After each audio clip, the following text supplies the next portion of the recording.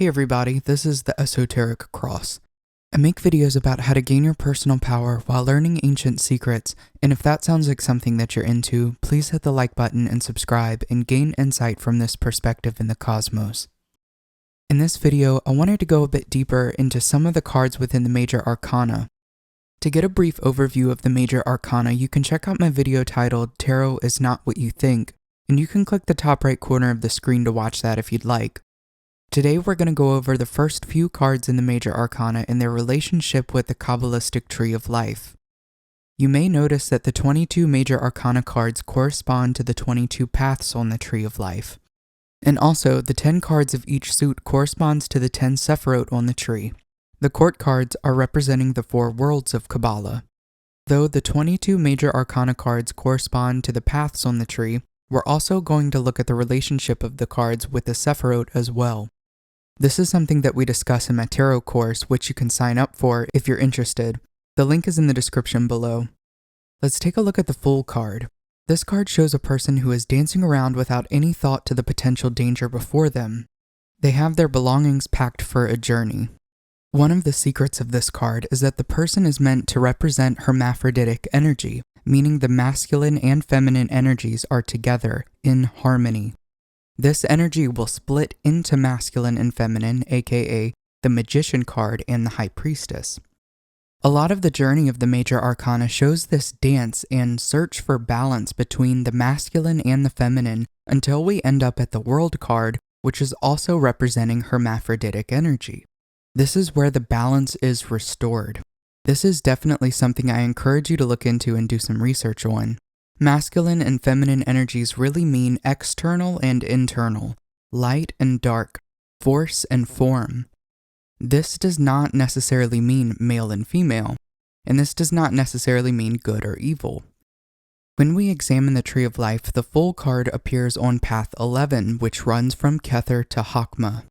Kether is the awareness of consciousness. It represents God, essence, divinity, the higher self, the first swirlings of consciousness. This is the union of all. It represents the source of consciousness. This divine light or essence is what eventually manifests into the physical, and it is the essence of creation. Chokmah is the sphere that represents wisdom. This is the first sphere on the masculine pillar of the tree, the pillar of force. It's about external energy. Kether, or awareness, starts to swirl an insight or idea from nothing. Something comes from nothing.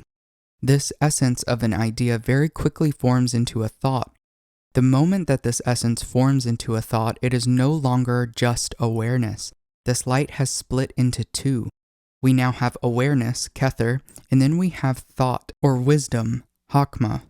The thought or wisdom is an external quality. That thought will then be perceived, and understanding of the thought is born. This is represented by Binah on the Tree of Life, the black sphere. And that is the first sphere on the feminine pillar representing form. This will be an internal quality.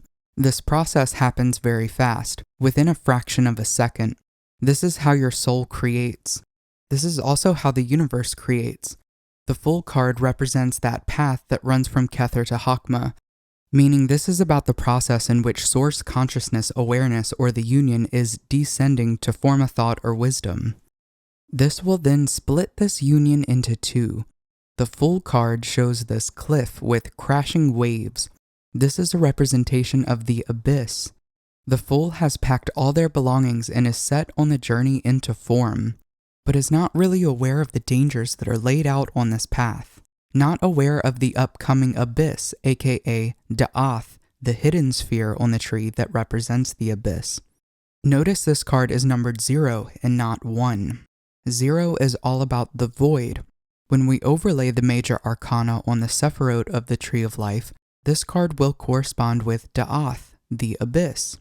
0, the void, the hidden sphere. We have the abyss right here within this card. This is about the search for knowledge, self-knowledge, or gnosis, unaware of how the path will unfold. The secrets are hidden and they must be experienced and uncovered. Let's take a look at the Magician. This card is numbered 1.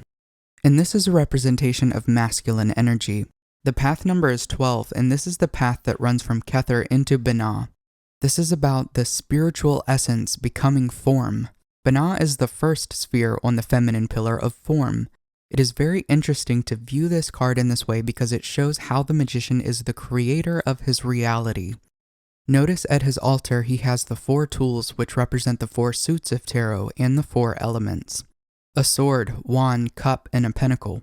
These are the 4 aspects of your personal consciousness. The magician is about how you have the tools to create your reality via the 4 aspects of your personal consciousness, but also notice that he has this scepter in his hand. This is not a wand. The wand is made out of wood and it is on the altar. What this represents is divine energy. His hand is reaching up toward heaven, reaching up toward Kether, and he is the conduit of this energy. His other hand is pointing toward the ground, toward earth. This could be interpreted as pointing toward Malkuth, which is the fruit of the Tree of Life, and is representing the result or the 3D physical reality. Thoughts become things. The magician is also a gardener. Notice he is growing red roses and white lilies. The red roses are a symbol for the physical manifestations, the passion, and the great work. The white lilies are a symbol for divine energy. The magician is using this divine energy of Kether to create physical manifestations as well as spreading more divine energy in the physical realm. This card is asking you, where do you direct your divine energy? Where do you direct your awareness? The astrological association of this card is Mercury, the planet that has to do with intellect, learning, communication, and the mind. The Hebrew letter associated here is Beth, which means house. Your mind is the house of your awareness. Where is your mind focused? Whatever it is focused on is the house for your consciousness. The light of Kether, the light of God, is flowing into that house and is growing a garden there. When we look at the Sephirah that this card corresponds to, it will be the first one, Kether. This is about divine awareness, how powerful it is, and where it is flowing.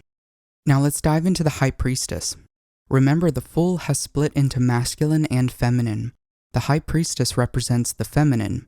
The path association on the tree is the 13th path. It runs from Kether into Tiferet. It runs through Da'ath, the hidden sphere, and the High Priestess is all about what is hidden, the knowledge and wisdom that is hidden. This is a representation of the lunar goddess. She has the moon crescent at her feet. She has the pillars of the Tree of Life on either side, Boaz and Yakin. Notice the writing on Boaz is white and the writing on Yakin is black. Like yin and yang, each one contains the other. Masculine is feminine and feminine is masculine. The separation and distinction is an illusion. Duality is an illusion. Behind the High Priestess is a veil, which has pomegranates in the shape of the Tree of Life. You can only see a sliver of what is behind this veil. What is this veil truly hiding? It is water. The High Priestess guards the depths of the subconscious, which is represented by water. She guards the depths and the power of the self. This card suggests to dive deeper and to look at things differently. She holds the Torah in her hand, but it is spelled T-O-R-A. There's the subconscious suggestion here that's about looking at the sacred texts, looking at religious texts, and do not take them at face value. Do not take them literally. There's a hidden depth within them that has been concealed. They have double meanings, and they are allegories. This is about looking at these ideas from a different perspective and with a deeper lens. When we are talking about esoteric astrology, the sun is masculine because the light is protruding and penetrating, and the moon is feminine because it receives the sun's light and reflects it to earth. The sacred feminine is all about the subconscious mind. The sun, the conscious mind, programs and shines onto the moon, the subconscious mind, and the moon reflects the light or gives birth to earth, the physical reality. This is not literal, this is an allegory.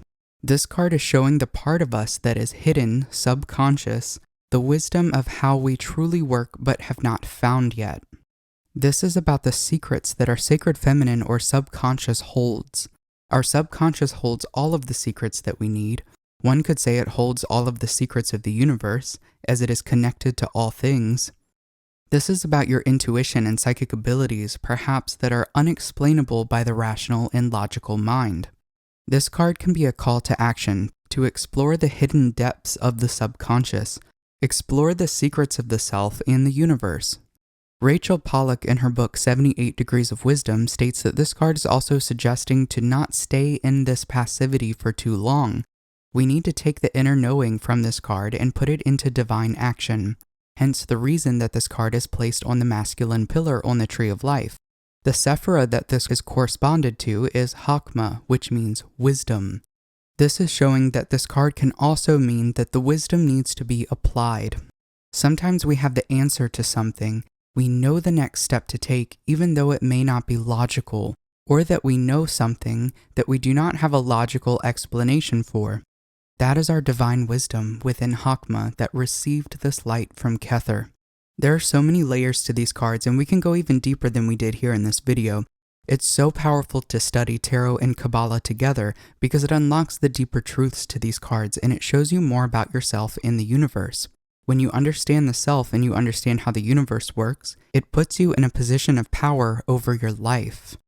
I truly believe that learning tarot and Kabbalah together can result in being one of the most powerful forms of self-development that there is. If you're interested in learning more about symbolism specifically within tarot, I'm accepting enrollments at this time for the tarot course that I created. Classes start on July 16th and we'll go over the symbolism, how to read the cards, and also the relationships of these cards with the Qabalistic Tree of Life, which is something that most courses in tarot don't offer. Make sure to check out the link in the description below if you're interested. I do offer one-on-one coaching for beginning ceremonial magic. We'll discuss the rituals regarding the 4 elements and connecting with higher states of consciousness. If you're just starting out your journey in magic, feel free to set up a session with me. Check out the link in the description below for more information as well as to where you can book a tarot reading with me. If you want access to exclusive content and live streams, the link to my Patreon is also in the description. And I hope there was something new that you were able to take away from this video. If so, please hit the like button, leave a comment, and subscribe for more content. Thank you so much for watching. Until next time.